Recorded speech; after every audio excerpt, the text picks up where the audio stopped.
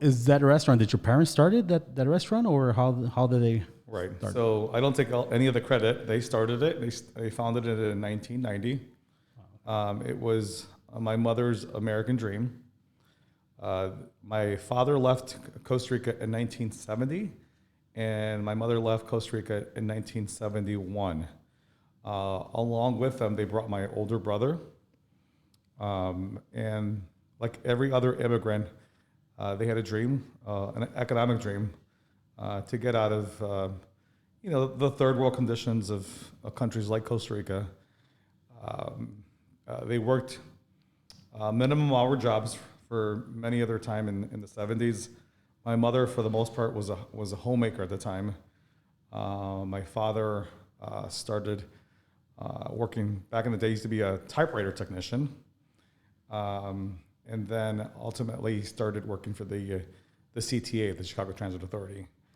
And in 1989, my mother finally had taken a job downtown as a cafeteria manager, and she would take the bus across the street from the restaurant at Armitage and Oakley.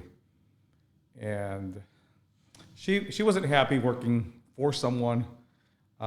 She enjoyed working in food service, but wasn't happy working for someone, and she felt that she could do better.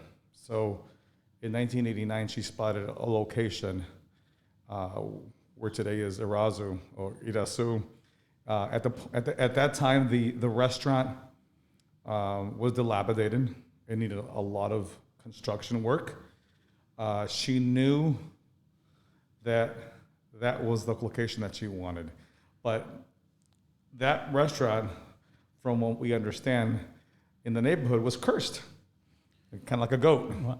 And there had been many unsuccessful restaurants or carry-out restaurants prior to that. The story goes that when my parents went to go get some business cards before it opened, the guy at the business card location said, "Why are you even opening that? Like that location never succeeds. It always fails."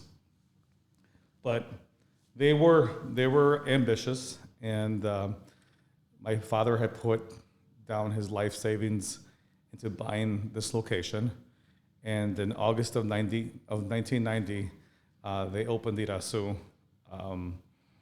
It was their dream, and they had raised like my brother in the neighborhood, myself. I was 17 when they opened the restaurant, and my sister was 14 at the time. My mother had raised us again as a housewife, but she was ready to take the dive and open up her own business. The first 5 years were very difficult, and there was a few reasons why. I think reason number one, I think the name Irazu did not display a Latin name for many people. They didn't know what you just asked me what Irazu means, and most people don't know what Irazu is.